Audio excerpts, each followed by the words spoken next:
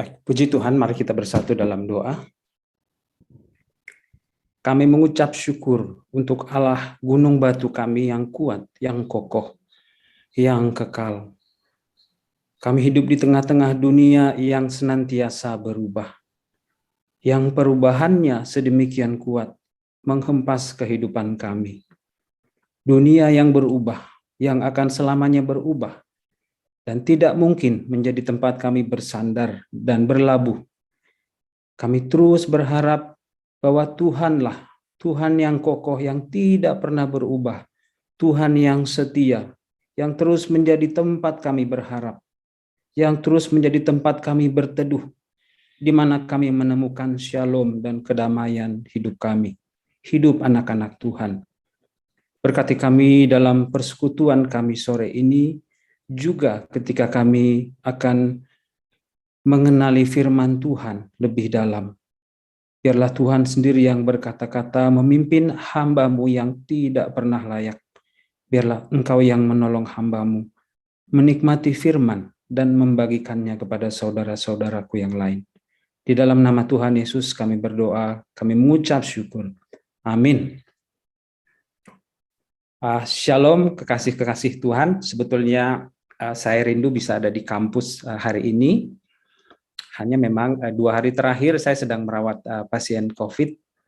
Nah, jadi saya malah khawatir nanti malah membawa virus ke kampus. Meskipun sebenarnya pakai APD itu segala ya, penyakitnya juga ringan-ringan, penyakit jantungnya yang berat. Hanya tetap saja saya khawatir. Nah, karena ini PCR-nya positif-positif, jadi saya pikir kita masih akan ada waktu dan saya masih akan cari waktu untuk singgah ke kampus. Sebelumnya terima kasih untuk unsur pimpinan, untuk Pak Ajan yang memberikan kesempatan kepada saya untuk berbagi tentang firman. Sebenarnya hal-hal yang cukup banyak saya pelajari di kampus.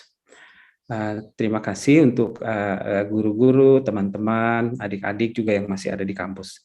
Baik, saya akan share slide.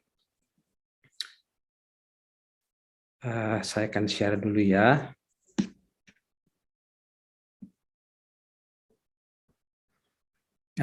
Ya, saya mengucap syukur untuk topik yang diberikan kepada saya yang sesungguhnya akan menjadi pergumulan masing-masing kita. Mudah-mudahan sudah terlihat ya. Ya, jadi ini sifatnya pembinaan rohani. Untuk topik panjang yang sudah kita nikmati sepanjang tahun ajaran. Jadi peran leaderpreneur dalam upaya menjawab tantangan disrupsi peradaban abad 21. Nah, pada kesempatan ini saya akan sedikit berbagi tentang Keluaran 33 ayat 1 sampai 23. Ini kisah yang kita kenal dengan sangat baik. Jadi karena ini sebetulnya kisah yang panjang, dengan waktu yang terbatas, saya akan membacanya, memilah-milah itu ya, artinya enggak semuanya, karena saya ingin memberikan highlight pada bagian-bagian tertentu. Jadi kita tahu Kejadian 32 adalah malapetaka yang hebat ketika Musa naik ke gunung bertemu dengan Allah untuk mengambil hukum-hukum kedua loh batu. Apa yang terjadi? Bangsa Israel di bawah membuat anak patung lembu emas untuk mereka sembah. Tuhan marah besar. Dan Keluaran 33 ini adalah kisah yang mengikutinya. Berfirmanlah Tuhan kepada Musa, pergilah, berjalanlah dari sini, engkau dan bangsa itu yang telah kau pimpin keluar dari tanah Mesir, ke negeri yang telah kujanjikan dengan sumpah kepada Abraham, Ishak, dan Yakub.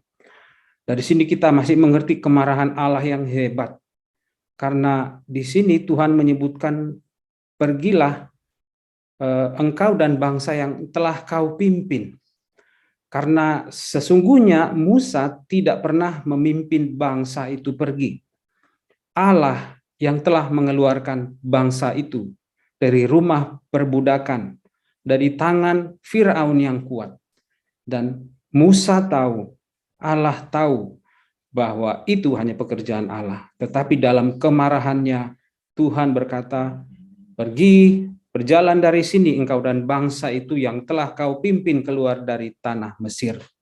Di ayat 1, di ayat 2, aku akan mengutus seorang malaikat berjalan di depanmu, dan akan menghalau orang Kanaan, orang Amori, orang Feris, dan lain-lain. Jadi mengutus seorang malaikat untuk berjalan di depanmu. Ayat yang ketiga, sebab aku tidak akan berjalan di tengah-tengahmu, karena engkau ini bangsa yang tegar tengkuk, supaya aku jangan membinasakan engkau di jalan. Di ayat 4, ketika bangsa itu mendengar ancaman yang mengerikan ini, berkabunglah mereka. Nah, di ayat 5 itu menceritakan aksi perkabungan mereka. Nah, saya akan lompat ke ayat 11. Dan Tuhan berbicara kepada Musa dengan berhadapan muka, seperti seorang berbicara kepada temannya. Nah, saudara-saudara, kita jarang, mungkin nggak pernah lagi mendengar kisah ini. Tuhan, Yahweh, berbicara seperti seorang berbicara kepada temannya dalam keakraban yang begitu indah. Ayat 12, lalu berkatalah Musa kepada Tuhan, memang engkau berfirman kepadaku, suruhlah bangsa ini berangkat. Tetapi engkau tidak memberitahukan kepadaku siapa yang akan kau utus. Maka sekarang jika aku kiranya mendapat kasih karunia di hadapanmu, beritahukanlah kiranya jalanmu kepadaku, sehingga aku mengenal engkau, supaya aku tetap mendapat kasih karunia di hadapanmu. Ingatlah bahwa bangsa ini umatmu. Nah, saudara-saudara kekasih Tuhan, doa Musa ini luar biasa ya. Sehingga aku mengenal engkau. Sudah Musa dan Yahweh Allah ini sudah memiliki relasi yang begitu spesifik sejak dia melarikan diri dari Mesir. Tapi kerinduan Musa, sehingga aku mengenal engkau, ini begitu indah ya. Ini persis seperti doa Paulus juga dalam suratnya. Di ayat 14, lalu ia berfirman, aku sendiri hendak membimbing engkau dan memberikan ketentraman kepadamu. Berkatalah Musa kepadanya, jika engkau sendiri tidak membimbing kami, janganlah suruh kami berangkat dari sini. Dari manakah gerangan akan diketahui bahwa aku telah mendapat kasih karunia di hadapanmu, yakni aku dengan umatmu ini? Bukankah karena engkau berjalan bersama-sama dengan kami, sehingga aku dan umatmu ini, dibedakan dari segala bangsa yang ada di muka bumi? Nah, ayat-ayat selanjutnya berbicara akhirnya Musa meminta Tuhan menampakkan diri kepadanya dan Tuhan memperlihatkan punggungnya. Ini relasi yang lebih intens. Nah, kita nggak ketemu lagi ini ya, kecuali nanti di perjanjian baru. Nah, saudara-saudara kekasih, masih tentang disrupsi ya, kita di tengah-tengah situasi yang memang luar biasa. Saya pun merasa aneh. Ya, manusia itu memang selalu inovatif. Tuhan menciptakannya demikian. Sejak pertama kali Tuhan menciptakan Adam, menempatkannya di Eden, memang Tuhan memberikan itu. Termasuk inovasi dalam memberikan nama. Jadi itu terus ada sampai sekarang. Mulai inovasi yang kecil sampai inovasi besar, sampai inovasi-inovasi yang begitu radikal. Semuanya bermula dari manusia. Jadi perubahan-perubahannya pun kemudian tak bisa dihindari. Inovasi yang besar, yang radikal, kadang-kadang kritis ini memaksa timbulnya perubahan. Termasuk ledakan-ledakan perubahan yang kita saksikan sepanjang zaman. Beberapa perubahan ini begitu fundamental, mengubah keberadaan sesuatu peradaban. Nah, kita mengenal banyak peradaban yang sudah musnah karena nggak bisa berubah dalam hampir semua aspek kehidupan manusia. Dan sekarang kita mengalami bahwa inovasi ini menimbulkan atau mendorong disrupsi juga dalam pelayanan dan ibadah. Saudara tidak berubah, maka gelombang besar ini akan menghantam. Mungkin kita tertinggal, mungkin kita terhempas atau terlindas. Mungkin kita akan dilupakan sama sekali. Jadi disrupsi ini akan menimbulkan peradaban baru seperti yang menjadi tema besar kita sepanjang tahun ajaran. Jadi besar sekali. Ini contoh bagaimana disrupsi ini membuat tsunami besar-besaran misalnya dalam ekonomi. Giant tutup di mana-mana. Matahari Department Store tutup. Sekarang udah banyak sekali tutup. Sentro tutup, yang di depan rumah sakit saya itu tutup. Nggak bisa penjualan nggak menutupi biaya. Nanti kalau saudara-saudara jalan ke WTC Mangga 2 sana, lihatlah tutup. Semua sudah online. Orang sudah beli di Tokopedia, Shopee, Lazada, Bukalapak. Sekarang orang kalau ke polis saya, Shopee, begitu. Jadi nggak perlu kemana-mana, Shopee. Jadi kita, udah belanja ya, udah nyampe. Kita jalan di bis, jalan Shopee, begitu. Jadi orang nggak perlu lagi kemana-mana. Kita belanja dengan sesuatu yang kita genggam di dalam tangan. Ramayana, perusahaan-perusahaan raksasa yang kita tahu dulu, wow, hebat sekali. Sekarang hampir tutup, banyak yang hampir tutup. Bahkan kita mengenal satu konglomerat besar yang semua usaha gerainya udah tutup di seluruh Indonesia.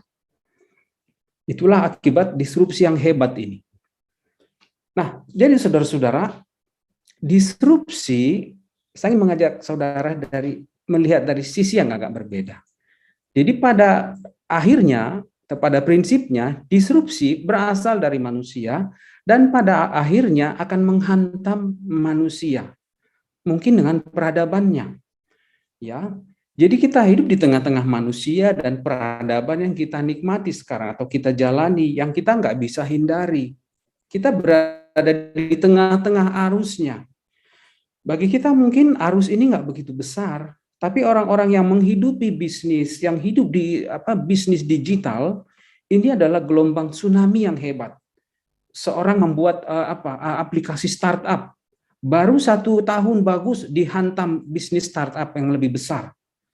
Jadi perubahan yang begitu hebat. Tetapi saudara-saudara, biar bagaimanapun hebatnya disrupsi, yang berubah atau yang selalu kena imbas adalah manusia.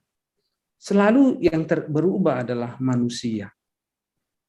Kita hidup di bumi. Bagaimana kira-kira Allah melihat disrupsi? Saya rasa Allah akan senyum-senyum saja. Karena kita hidup di bumi yang berada di tengah the Milky Way, galaksi yang begitu besar. Bumi ini bukan apa-apa. Dengan kata lain, disruption, ya, in this universe is nothing dalam konteks alam semesta. Nah, bagaimana dalam melihat alam semesta di tangan Allah? Ini hebat sekali ya, ketika merenungkan disrupsi dengan efek besarnya terhadap kita, dengan keberadaan kita di hadapan Allah, kita mengerti bahwa disrupsi ini tidak akan mengubah Allah. Ya, memang mengubah kita dengan semua badai ya. Karena Allah adalah Allah yang tinggi, jauh melebihi langit yang di atas langit. Seperti doa Salomo ketika menahbiskan bait Allah. Tetapi benarkah Allah hendak diam di atas bumi? Sesungguhnya langit ini udah dalam bentuk jamak. Kalau kita memang bentuknya tunggal ya. Hasyamayim. Bahkan langit yang mengatasi segala langit pun tidak bisa memuat Allah. Bahkan this universe, the vast universe universal yang begitu besar, kita tahu terlalu kecil bagi Allah. Jadi saudara-saudara, itulah tempat di mana kita sedang hidup di dalam sebuah disrupsi yang sebetulnya tidak mengubah Allah sama sekali. Karena kita terlalu kecil alam semesta ini di hadapan Allah. Apalagi bumi dengan disrupsi yang ada atau yang sedang terjadi. Nah, saudara-saudara, kalau kita melihat disrupsi dengan berbagai definisi, kita mengerti meskipun secara terminologi ya tahun 1600 mulai digunakan. Kita mulai mengenal era disrupsi itu mungkin baru mulai tahun 2020 mulai sering dipakai. Sering digaung-gaungkan di tengah-tengah media yang semakin marak. Kita mengenal disrupsi. Tetapi sesungguhnya inovasi yang hebat, inovasi yang besar itu sudah terjadi sejak peradaban manusia. Disrupsi salah satu yang paling besar itu kita ketahui ketika manusia ingin berinovasi dengan semua sumber daya yang ada, termasuk kekuatan manusia. Mereka bekerja sama menggunakan sumber daya alam untuk membuat sebuah menara yang tinggi, hingga kalau banjir segimanapun kita selamat. Nah, kita sampai kepada tempat yang paling tinggi. Nah, ini adalah disrupsi. Mereka ingin berubah radikal sekali. Ya, Menara Babel. Kita tahu kisahnya, menara ini hancur karena bahasa. Jadi luar biasa cara Allah menemukan satu titik lemah. Hancurlah disrupsi ini kemudian. Meskipun perubahan ini menimbulkan perubahan yang lain. Jadi mereka terserak ke berbagai-bagai tempat di bumi. Nah, kemudian ya, orang sekarang ketika melihat bumi, universe yang begitu rumit, nggak bisa dikuasai. Kalau sekarang seperti kita udah sering berulang-ulang dengarkan, akhirnya orang pun sekarang membuat ya, di universe ini kita bukan siapa-siapa, tapi di metaverse kita adalah somebody. Pemilik-pemilik uang besar itu bisa menjadi penguasa di metaverse. Kitalah penguasanya. Saya termasuk cukup terkejut ya, ketika mohon maaf, ketika dengar berita ini 2 hari lalu, BNI, ini kan perusahaan pemerintah ya, ini Guidewire Group untuk rambah metaverse. Beberapa bulan lalu, Mark Zuckerberg, kita tahu pemilik Facebook, mulai bisnis metaverse. Saya pernah nonton orang, ini luar biasa ya, bahwa ini nggak bisa kita hindari, tergantung bagaimana kita akhirnya bersikap. Nanti untuk hal-hal yang akan saya sampaikan ke depan. Orang beli rumah di Next Earth, nah ini namanya ya. Nanti kalau Bapak Ibu Saudara iseng-iseng lihatlah. Ini di YouTube banyak orang beli rumah di Pondok Indah, udah penuh, sudah penuh. Belinya dengan dengan kripto.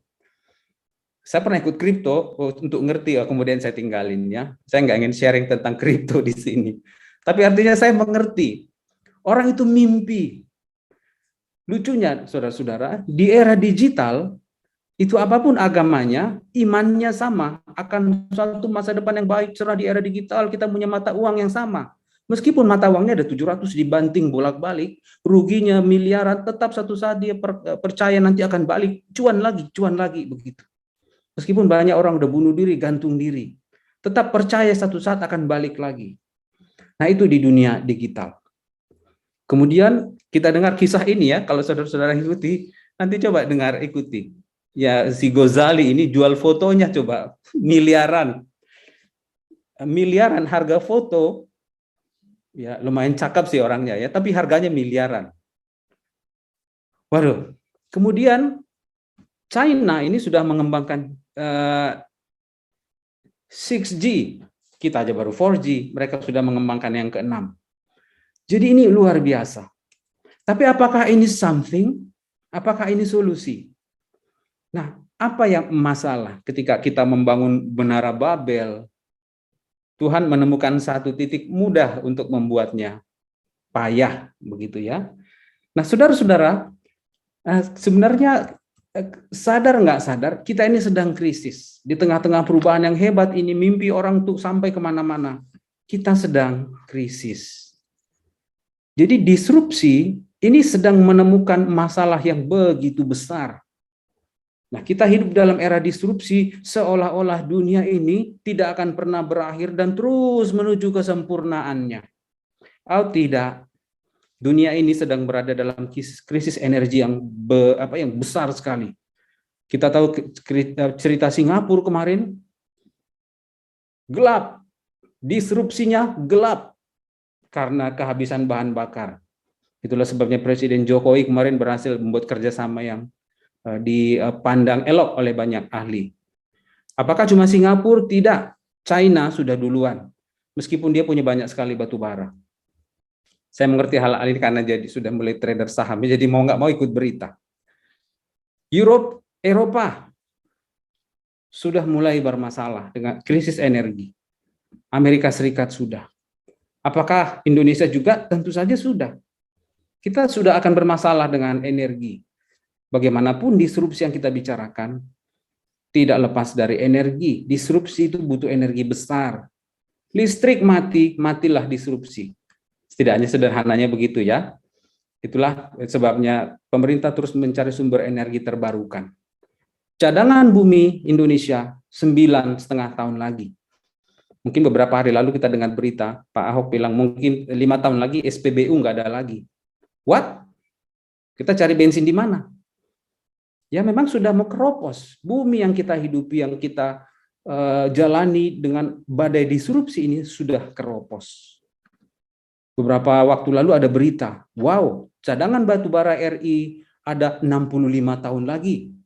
Tapi muncul berita di sebelahnya, cadangan batubara RI tinggal 65 tahun lagi. Berapa lama lagi sih ini habis ya? Kita yakin nggak lama.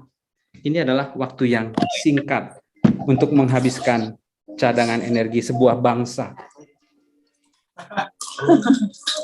Jadi ya begini, suka atau nggak suka ya, sadar nggak sadar, kita hidup di bumi yang keropos. Disrupsi yang diagung-agungkan sesungguhnya menghancurkan bumi yang diberikan Allah, yang diciptakan Allah sangat baik. Tov meot, bagus banget kata Allah dalam penciptaannya. Atau ini cara orang melukiskannya ya. Jadi kita menyerap energi seperti parasit. Akhirnya begitu. Saya pernah menonton sebuah film. Alien yang datang ingin menghanguskan semua umat manusia di bumi. Tujuannya adalah katanya. Jadi manusia ingin berusaha menyelamatkan kaumnya. Tapi alien ini bilang, salah satu cara terbaik untuk menyelamatkan bumi adalah dengan memusnahkan manusia di atasnya. Itu cara dari melihat bumi dari atas begitu ya, ya apapun isi film itu. Tapi inilah disrupsi yang sedang kita jalani. Dan saya nggak akan bicara banyak tentang ini. Jadi kita nggak bingung mengapa akhirnya orang terkaya di dunia ini ingin hidupnya di bulan. Fly to the moon. Meskipun dia tetap mencoba ya. SpaceX namanya proyeknya Elon Musk udah berulang-ulang masih gagal. Tapi dia tetap bermimpi bahwa satu saat manusia bisa tinggal bikin komplek mungkin perumahan bulan permai begitu ya. Green Moon. Green Moon Residence, mungkin nanti banyak nggak tahu. Mungkinkah itu Menara Babel yang sesungguhnya Allah sedang tertawa? Nanti mungkin kita bisa diskusikan dalam waktu yang terpisah. Tapi saya ingin kembali kepada topik nats yang tadi saya bagikan. Sesungguhnya apakah tantangan terbesar di abad 21? Apakah tantangan terbesar termasuk di tengah-tengah gereja anak-anak Tuhan yang terlibat dalam pelayanan? Karena kita seringkali terpukau pada disrupsi, akhirnya cukup abai akan bahayanya. Nah ini adalah salah satu, saya yakin Bapak Ibu semuanya setuju. Ini Profesor Victor Meyer Schonberger. Beliau ini Profesor Internet Governance Regulation dari Oxford ya. Menarik. Saya yakin kita semua sepakat. Beliau menuliskan begini. My number one issue is not the future of democracy. Nah, karena di tengah-tengah disrupsi begini dengan orang memegang handphone masing-masing dengan suaranya masing-masing, demokrasi bisa bermasalah. Misalnya ya, apa sih? Kita bikin pemilu, tinggal itu aja, di-hack aja suaranya, begitu. Jadi misalnya ya. Tapi the problem is not the future of democracy, but the future of humanity. As we are developing more and more ways to let computers take over reasoning through adaptive learning, we are faced with an existential question. What is it that makes us human? Karena kita sekarang serba virtual, touch-nya kurang. Ya, banyak hal yang hilang di era virtual. Meskipun mungkin di zaman kita nggak terlalu. Artinya kita bertemu, tapi sungguhnya nggak bertemu. Kita saling menyapa, iya dan tidak. Iya dan tidak, separuh-separuh begitu. Kita nyaman karena di layar ini kita bareng. Tetapi di kamar ini saya sendirian. Nyaman bersama di tengah sendirian. Ya, jadi itu pat gulipat bahasanya ya. Jadi humanity. Jadi masalah besar adalah pada humanity. Apalagi dengan konsekuensi-konsekuensinya. Nah, kalau di tengah-tengah kedokteran ini sudah mulai. Orang nanti lama-lama kan memilih robotic surgery. Nggak mau lagi sama dokter bedah. Kenapa? Dokter bedah 3 kali operasi capek, dia pegel, varisesnya keluar. Ya, darah tensinya naik 200. Robot nggak punya tekanan darah tinggi. Akurasinya tetap sama, hitungannya milimeter. Mau 10 operasi sehari, oke, penting ganti baterai atau charge baterainya. 100% accuracy. From the first patient till the last patient of the day. Dari pasien pertama sampai pasien ke-10, akurasinya sama. Nanti dokter-dokter digital, masukkan keluhan Anda, dijawab bip, masukkan ini, terima kasih, semoga cepat sembuh, Tuhan Yesus memberkati, begitu. Jadi abad digital, dokter-dokter digital. Mungkin nggak nanti ada digital priest? Why not? Ya, dengan algoritma yang baru. Nanti mungkin ada suara-suara khotbah digital yang nggak didesain untuk menghakimi orang, misalnya. Orang akan memilih situasi begitu. Jadi hanya yang baik. You can do that. Tuhan memberkati. Kamu bisa. Kamu bisa. Nanti dibawa ayat Alkitab. Dikasihkan lagu-lagu bagus. Digital priest. Ya, nanti karena digital physician dengan artificial intelligence yang berkembang sekarang. Kalau kita nonton video TV film-film Hollywood itu wow, menakutkan. Mungkin nggak nanti ada digital counselor. Kenapa tidak? Barangkali bisa. Kemungkinan besar bisa. Dan apa yang harus dilakukan? Christian counselor. Mungkin nggak nanti ada guru-guru digital. Sekarang sudah mulai ada ruang guru. Tinggal memperlengkapi kurikulum-kurikulum.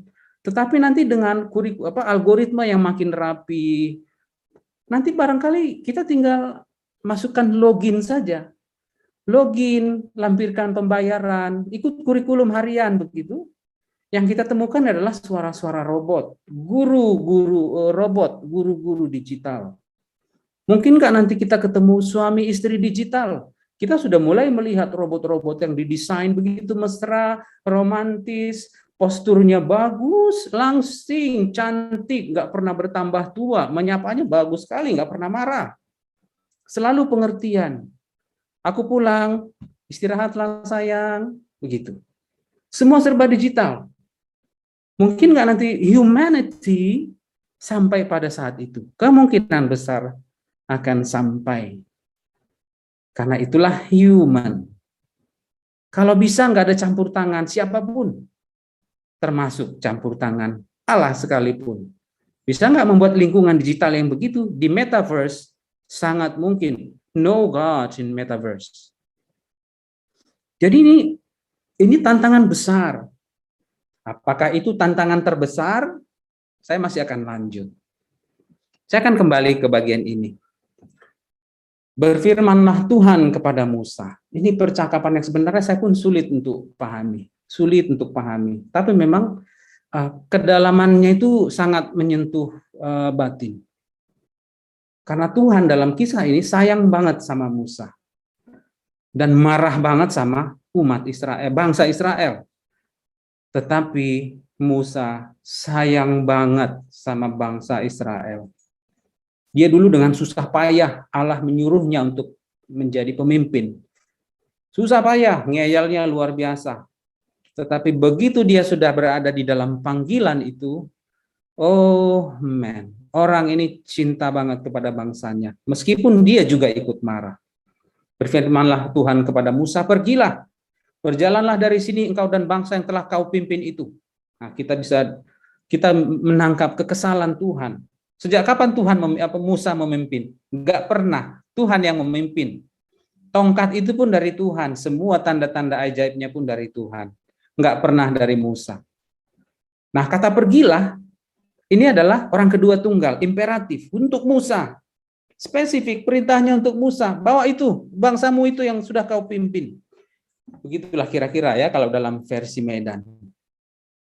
Aku akan mengutus malaikat jalan di depanmu.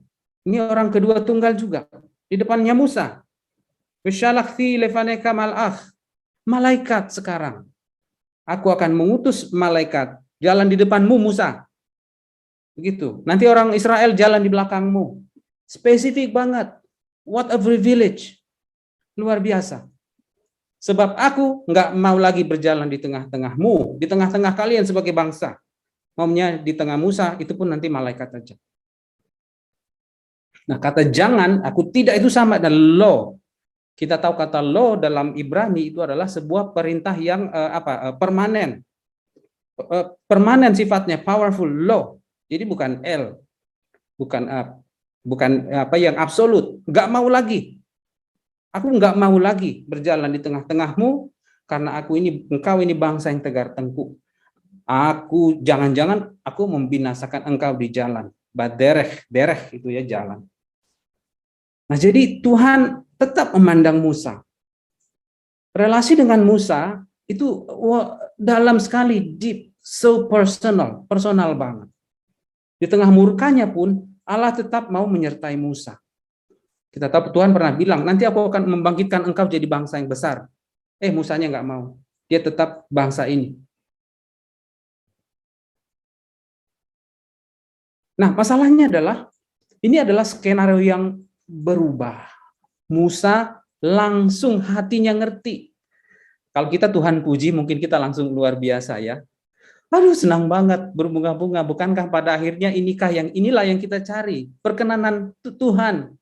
Tuhan berkenan akan kita. Ini yang dicari oleh semua pemimpin. Tapi enggak dengan Musa. Dia tahu ini berubah. Dan dia enggak nyaman dengan Allah yang berubah.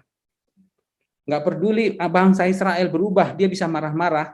Tetapi dia enggak siap dengan Allah yang berubah. Ya, karena Musa dan seluruh bangsa Israel baru saja menikmati keindahan yang besar, agung sekali. Kita mendengar cerita ini pun begitu berdebar-debar. Keringat dingin. Ini kisah yang nggak pernah terulang dalam sejarah. Sangat membanggakan sebagai orang Israel, termasuk sampai kita sekarang. Yaitu dituliskan di Keluaran 13 ayat 21-22. Saya percaya Musa itu menuliskannya dengan kebanggaan yang hebat sekali. Tuhan berjalan di depan mereka pada siang hari dalam tiang awan untuk menuntun mereka di jalan. Dan pada waktu malam, ini Yahweh ini pakai. Dan pada waktu malam dalam tiang api untuk menerangi mereka. Sehingga mereka dapat berjalan siang dan malam. Dengan tidak beralih, tiang awan itu tetap ada pada waktu siang. Dan tiang api itu pada waktu malam. Di depan bangsa itu. Di depan bangsa itu. Jadi bukan di depan Musa. Jadi bukan di depan Musa. Musa langsung tahu ini berubah. Dan dia nggak siap dengan Tuhan yang berubah. Bangsa itu berubah. Dia marah-marah, bisa menghukum besar sekali. Tapi enggak dengan Tuhan yang berubah. Karena kita tahu kemudian, karena dosa bangsa Israel inilah terjadi perubahan yang sangat radikal. Kemudian sebagian dari bangsa itu terbunuh. Ini skenario yang berubah, yang dimengerti oleh seorang pemimpin yang begitu dekat kepada Tuhan.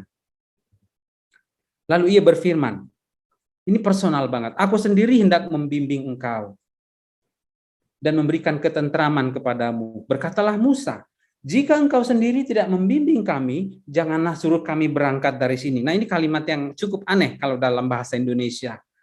Ya, karena di ayat 14 dikatakan, aku sendiri hendak membimbing engkau. Tapi jawab Musa, jika engkau sendiri tidak membimbing kami, nah ini cukup aneh ya. Kita lihat bahasa Inggrisnya. Nah, jadi di dalam NIV itu cukup jelas. Yang Tuhan gunakan adalah my presence. My presence. hadiratku akan pergi dengan engkau. Nah ini ya, hadiratku akan pergi dengan engkau dan memberikan ketentraman kepadamu. Dan Musa nggak happy dengan kalimat ini. Ya kalau di NIV itu my presence will go with you and I will give you rest. Nah dalam bahasa Ibraninya rupa-rupanya ini agak berbeda. Wayomar panai yelehu wahanihotilah. Jadi aku hendak membimbing engkau itu maksudnya untuk semua orang Israel. Ya, orang ketiga maskulin plural. Tetapi aku akan memberi ketentraman kepadamu, itu adalah orang kedua tunggal. Maksudnya tentu saja Moses. Aku sendiri, my presence, bukan Yahweh, tapi presence, akan membimbing kalian. Karena ini kan orang ketiga maskulin plural. Tetapi aku memberi ketentraman kepadamu, spesifik orang kedua tunggal Moses. Nah, dia langsung merasa begitu susah. Begitu susah. Akhirnya di ayat 15 dia berkata, "Jika engkau sendiri tidak membimbing kami, jangan suruh kami berangkat dari sini." Saudara-saudara, ini hati pemimpin yang hebat sekali. Kita percaya kalau Tuhan berkenan akan kita, itu adalah one of the greatest achievement, pencapaian tertinggi.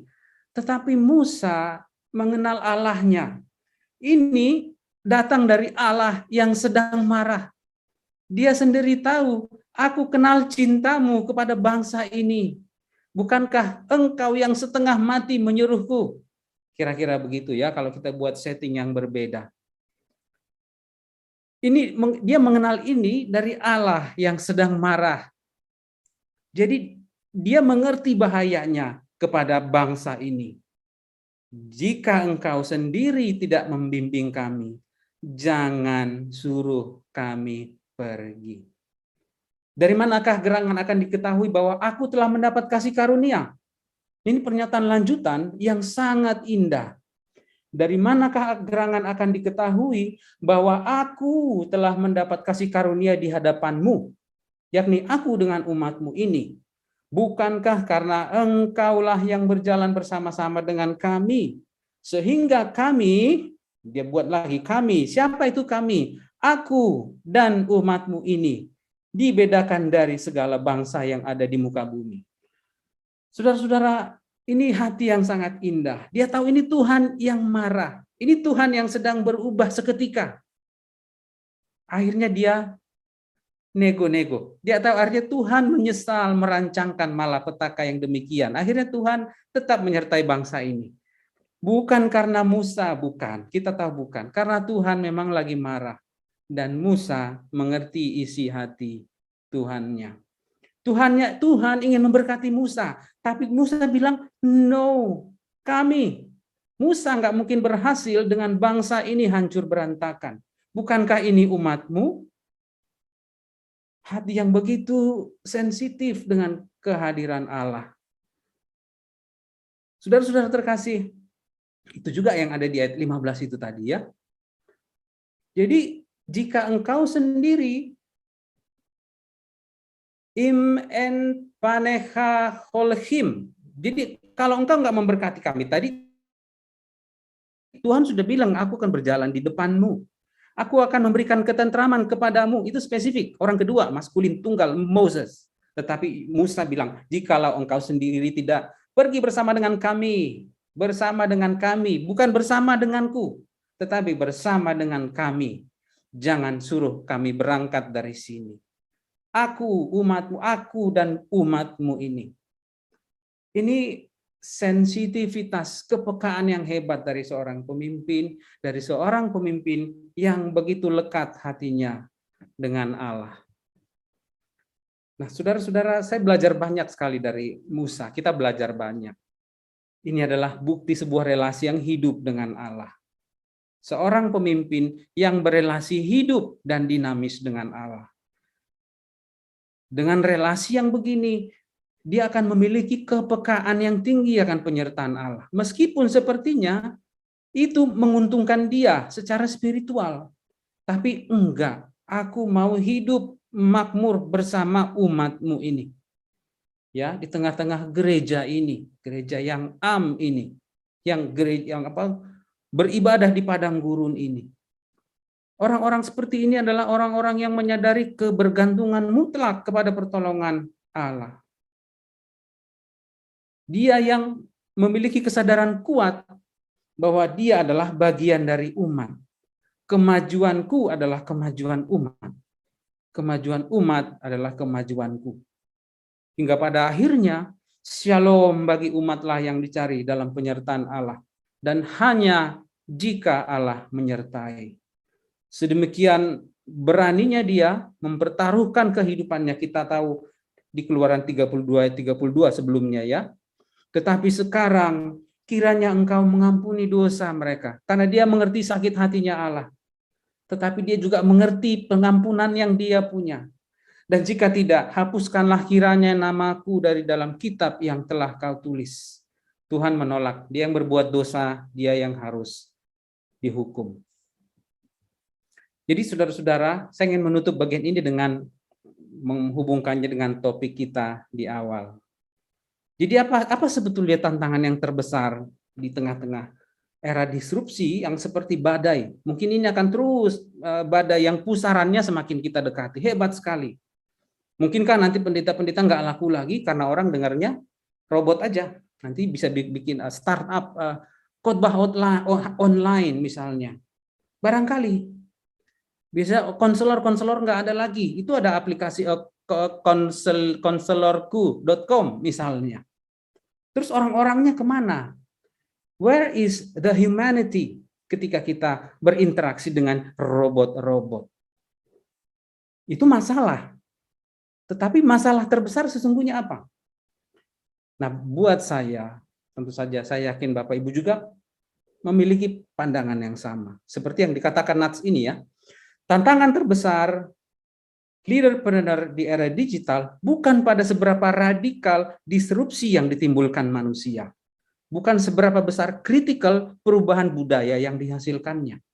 Bahaya terbesar adalah ketika perubahan radikal itu adalah perubahan yang datang dari Allah.